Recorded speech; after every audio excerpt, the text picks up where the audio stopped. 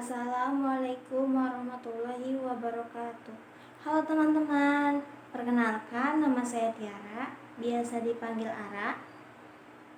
Asal saya dari Tangerang dan saya berasal dari kampus Sekolah Tinggi Ilmu Ekonomi Putra Perdana Indonesia, kelas reguler pagi, semester 1, prodi akuntansi. Pada kesempatan hari ini, saya akan menjelaskan tentang definisi manajemen, pentingnya manajemen, dan fungsi-fungsi dari manajemen itu sendiri. Baik, yang pertama saya akan menjelaskan tentang definisi manajemen. Secara umum, manajemen berarti mengurusi. Arti dan definisi manajemen dari berbagai literatur terdapat 3 pengertian, yaitu 1. Manajemen sebagai suatu proses, 2. Manajemen sebagai suatu kolektivitas manusia, dan yang ketiga, manajemen sebagai ilmu dan seni. Terdapat 3 pengertian dari ahli tentang manajemen sebagai suatu proses. Yang pertama, menurut George Arteri, manajemen adalah cara pencapaian tujuan yang telah ditentukan terlebih dahulu melalui kegiatan orang lain. Sedangkan menurut Stanner, manajemen adalah suatu proses perencanaan, pengorganisasian, kepemimpinan, dan pengawasan usaha-usaha dari anggota organisasi dan sumber-sumber organisasi lainnya untuk mencapai tujuan organisasi. Yang terakhir, menurut Mary Parker Polet, yaitu manajemen adalah suatu seni untuk melakukan sesuatu melalui orang lain. Yang kedua, ada manajemen sebagai suatu kolektivitas manusia. Manajemen sebagai suatu kolektivitas manusia merupakan suatu kumpulan orang yang bekerja sama untuk mencapai tujuan bersama.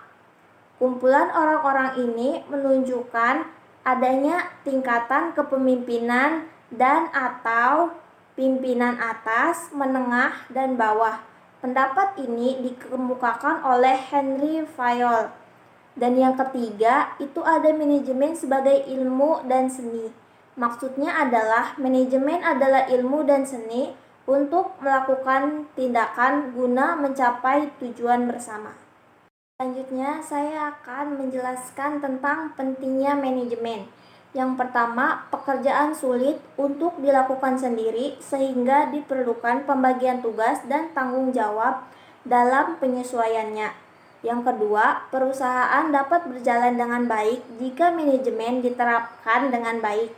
Dan yang ketiga, manajemen yang baik akan meningkatkan daya guna dan hasil guna semua potensi yang dimiliki. Yang keempat, manajemen yang baik akan mengurangi pemborosan. Yang kelima, mampu memanfaatkan 6M, man, money, material, market, mesin, dan metode dengan maksimal. 6. Pencapaian tujuan secara teratur. 7. Mendorong kemajuan dan pertumbuhan secara berkesinambungan. Selanjutnya saya akan menjelaskan tentang fungsi-fungsi dari manajemen. Banyak pandangan yang berbeda dari para ahli mengenai rumusan manajemen. Dalam bukunya Principle of Management, George Arteri merumuskan fungsi-fungsi manajemen dengan singkat, yaitu POAC: Planning, Organizing, Actuating, dan Controlling. Saya akan menjelaskan tentang perencanaan terlebih dahulu. Perencanaan berarti mengupayakan penggunaan sumber daya manusia, sumber daya alam, dan sumber daya lainnya untuk mencapai tujuan. Selanjutnya, ada fungsi perencanaan. Dalam proses pelaksanaannya, pihak manajer harus mampu menjawab pertanyaan 5W dan 1H, yakni 1. What? Apa tujuan yang hendak dicapai oleh perusahaan? Yang kedua, why. Kenapa hal tersebut menjadi tujuan perusahaan? Yang ketiga, where, di manakah lokasi yang paling pas untuk mencapai tujuan tersebut? Yang keempat, when, kenapakah pekerjaan harus diselesaikan untuk mencapai tujuan tersebut? Yang kelima, who, siapa saja orang yang tepat untuk melakukan pekerjaan yang berkaitan dengan tujuan perusahaan? Dan how, bagaimana cara yang paling tepat untuk melakukan pekerjaan dalam upaya mencapai tujuan perusahaan. Jadi, pada intinya, perencanaan memiliki fungsi untuk mencapai tingkat efektivitas dan juga efisiensi operasional perusahaan sehingga nanti bisa dilakukan upaya mengidentifikasi berbagai hambatan, melakukan koreksi terkait penyimpangan secara tepat sehingga perusahaan bisa berjalan secara lebih baik. Tahapan perencanaan. Menurut Hani Handoko tahun 1999, kegiatan perencanaan memiliki 4 tahap, yakni menetapkan tujuan atau serangkaian tujuan, merumuskan keadaan saat ini, mengidentifikasi segala kemudahan dan hambatan, dan mengembangkan rencana atau serangkaian kegiatan untuk pencapaian tujuan. Selanjutnya ada sifat-sifat perencanaan. Yang pertama, ada pemakaian kata-kata yang sederhana dan jelas sehingga mudah dipahami oleh penerima. Dengan demikian, tidak akan ada penafsiran yang berbeda-beda. Selanjutnya ada sebuah perencanaan harus fleksibel, artinya suatu rencana dapat menyesuaikan dengan keadaan yang sebenarnya. Bila ada perubahan, maka dapat dilakukan penyesuaian. Tujuan perencanaan. Setiap perumusan tentunya mempunyai tujuan masing-masing, dan pastinya perencanaan yang disusun pun akan berbeda-beda. Tapi pada dasarnya tujuan perusahaan dalam melakukan perencanaan adalah sebagai berikut. Yang pertama, ada dengan mengantisipasi dan juga beradaptasi dengan berbagai perubahan yang mungkin terjadi. Yang kedua, demi memberikan arahan kepada para administrator dan non-administrator agar bisa melakukan tugasnya sesuai dengan rencana yang sudah dibuat. Yang ketiga, menghindari atau meminimalisir berbagai potensi terkait adanya tumpang tindih dan pemborosan dalam hal pelaksanaan pekerjaan. Yang keempat, menetapkan suatu standar tertentu yang nantinya harus bisa digunakan dalam bekerja sehingga akan memudahkan proses pengawasan ataupun pemantauan. Selanjutnya ada jenis-jenis perencanaan.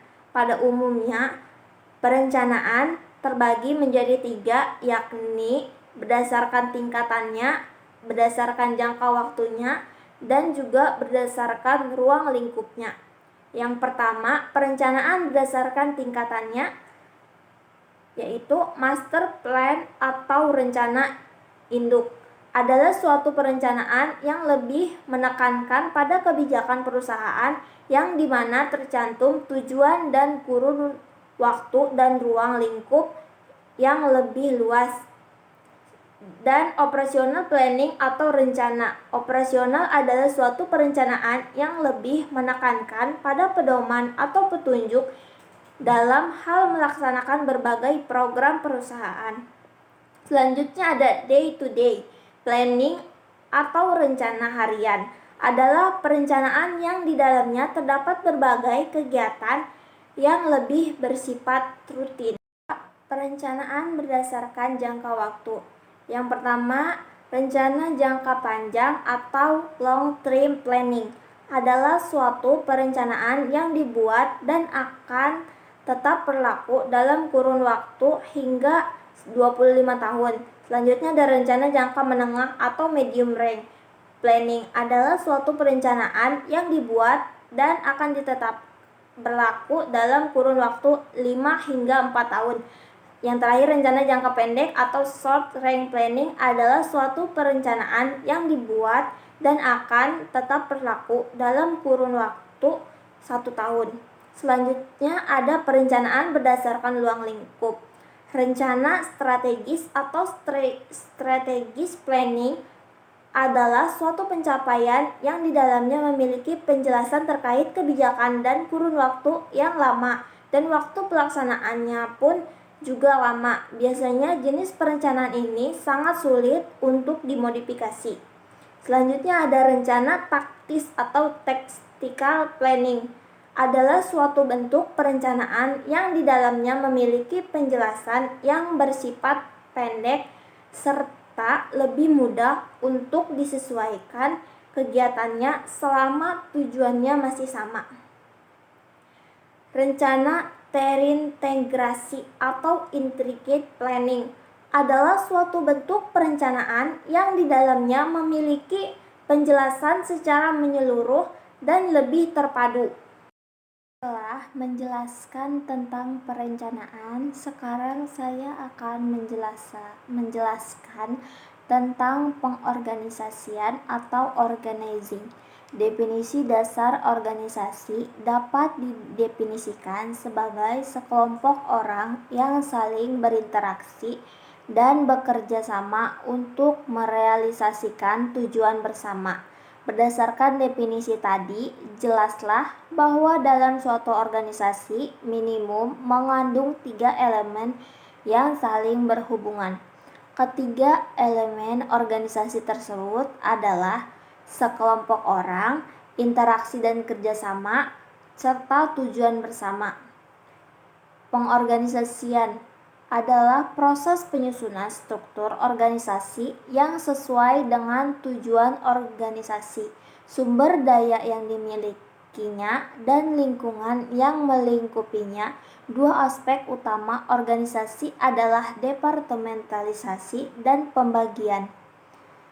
Departementalisasi adalah pengelompokan kegiatan-kegiatan kerja atau organisasi agar kegiatan-kegiatan yang sejenis dan saling berhubungan dapat dikerjakan bersama. Hal ini tercermin pada struktur formal suatu organisasi dan tampak lebih ditunjukkan oleh suatu bagan atau struktur organisasi. Ada 5 bentuk departementalisasi. Yang pertama, fungsional. Yang kedua ada produk, dan yang ketiga ada geografis, yang keempat ada proses, dan yang terakhir ada pelanggan. Pembagian kerja. 1.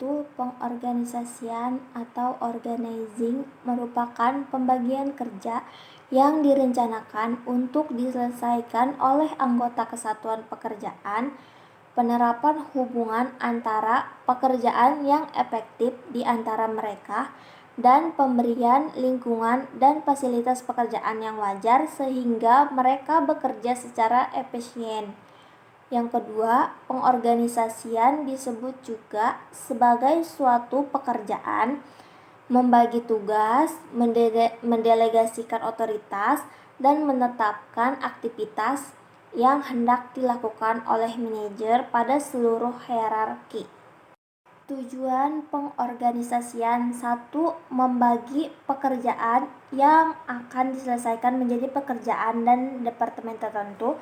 2. Menetapkan tugas dan tanggung jawab yang terkait dengan pekerjaan individu. Yang ketiga, mengkoordinasikan berbagai tugas organisasi. Yang keempat, mengelompokkan pekerjaan menjadi beberapa unit. 5. Memanfaatkan hubungan antar individu, kelompok, dan departemen. Yang keenam, menetapkan garis otoritas formal. Yang ketujuh, mengalokasikan dan menyebarkan sumber daya organisasi. Struktur organisasi.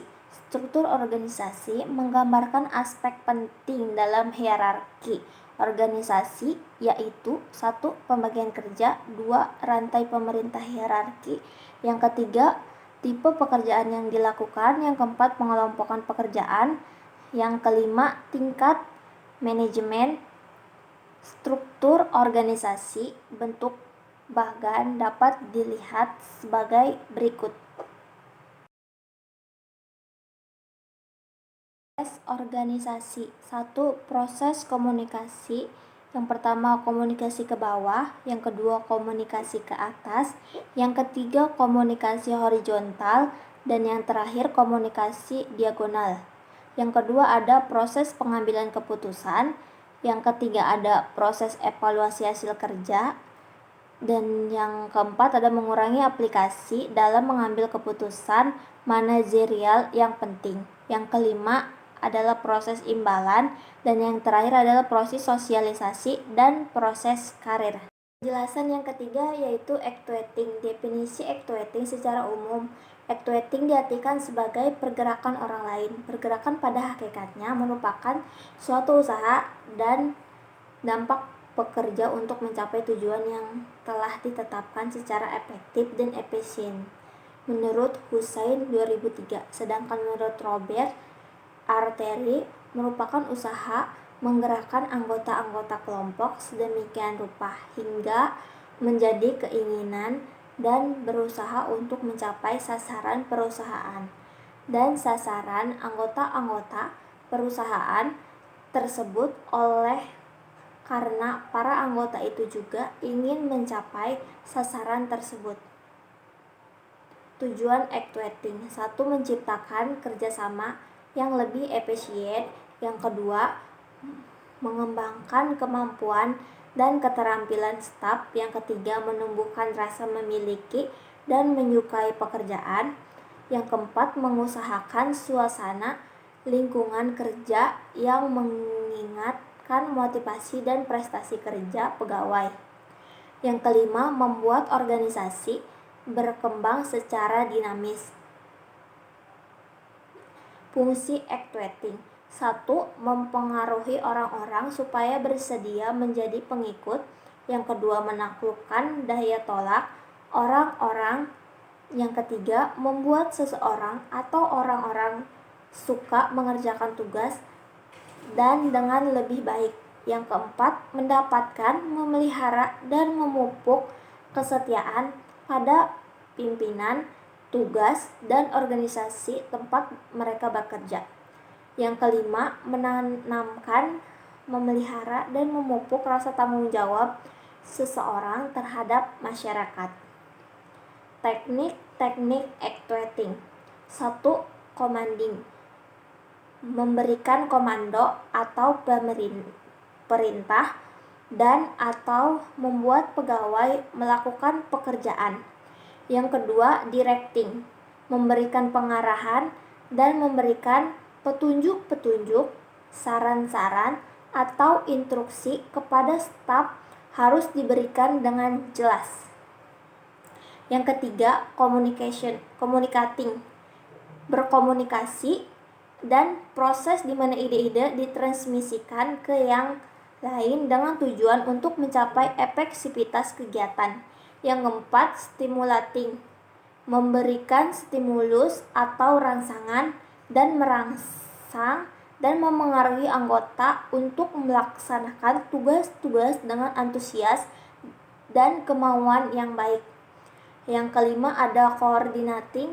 Mengkoordinir dan mempersatukan dan mengorelasikan semua aktivitas agar tidak terjadi kekacauan, pencetakan, kekosongan kegiatan dengan jalan menghubungkan, menyelaraskan, dan menyatukan pekerjaan bawahan. 6. Leading. Memimpin dan kepemimpinan dan pekerjaan yang dilakukan oleh seorang manajer yang menyebabkan orang lain bertindak. Selanjutnya, yang ketujuh ada motivasi dan memberikan semangat motivasi, inspirasi, atau dorongan sehingga timbul kesadaran dan kemauan para pekerja untuk bekerja secara sukarela sesuai apa yang dikehendaki oleh atasan. Yang terakhir, saya akan menjelaskan tentang controlling atau pengendalian. Terdapat 3 definisi pengendalian. Yang pertama, pengendalian merupakan suatu proses aktivitas yang sangat mendasar sehingga membutuhkan seseorang manajer untuk menjalankan tugas dan pekerjaan organisasi menurut Robin. Yang kedua, pengendalian sebagai mendeterminasi apa yang telah dilaksanakan, maksudnya mengevaluasi prestasi kerja dan apabila perlu menerapkan tindakan-tindakan kolektif sehingga hasil pekerjaan sesuai dengan rencana yang telah ditetapkan menurut George R. Terry. Yang ketiga, pengendalian tidak hanya melihat sesuatu dengan seksama dan melaporkan hasil kegiatan mengawasi, tetapi juga mengandung arti memperbaiki dan meluruskan sehingga mencapai tujuan yang sesuai dengan apa yang direncanakan menurut Dale. Tujuan pengendalian untuk menjamin kegiatan-kegiatan diselesaikan dengan cara yang membawa pada tercapainya sasaran organisasi.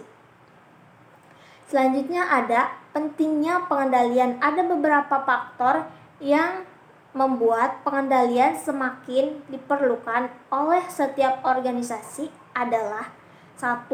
Suatu perubahan lingkungan organisasi, munculnya inovasi, produk, persaingan baru, bahan baku baru, peraturan pemerintah baru, menurut fungsi pengendalian yang lebih ketat. Yang kedua, peningkatan kompleksitas organisasi. Semakin besar organisasi, semakin memerlukan pengendalian yang lebih formal dan hati-hati atau lebih efisien dan efektif. Yang ketiga, kesalahan-kesalahan sistem pengendalian. Kemungkinan manajer mendeteksi pesan kesalahan sebelum menjadi kritis. Yang keempat, membutuhkan manajer untuk mendelegasi atau wewenang. Satu-satunya cara mengajar dapat menentukan apakah bawahan melakukan tugas-tugas yang telah dilimpahkan kepadanya adalah dengan mengimplementasikan sistem pengendalian. Selanjutnya ada gejala-gejala perlu pengendalian. 1. Terjadi penurunan pendapat atau profit. Yang kedua, penurunan kualitas pelayanan. Yang ketiga, ketidakpuasan pegawai. Yang keempat, berkurangnya kas perusahaan. Yang selanjutnya, banyaknya pegawai atau pekerja yang menganggur, tidak terorganisasinya setiap pekerjaan dengan baik, biaya yang melebihi anggaran, dan yang terakhir, adanya penghamburan dan inefisiensi. Metode-metode pengendalian. Yang pertama ada pengendalian non-kuantitatif, tidak melibatkan angka-angka dan dapat mengawasi prestasi organisasi secara keseluruhan. Teknik-teknik yang sering digunakan adalah pengendalian dengan observasi, inspeksi teratur dan langsung, laporan lisan dan tertulis, diskusi antara manajer dengan bawahan tentang pelaksanaan kegiatan. Yang terakhir, manager by exception. Yang kedua, pengendalian kuantitatif, melibatkan angka-angka ataupun nilai-nilai prestasi. Teknik-teknik yang dapat dipakai adalah anggaran, audit, analisis break-even, dan yang terakhir ada analisis statistik. Cukup sekian video penjelasan seputaran manajemen dari saya. Kurang lebihnya mohon maaf. Wassalamualaikum warahmatullahi wabarakatuh.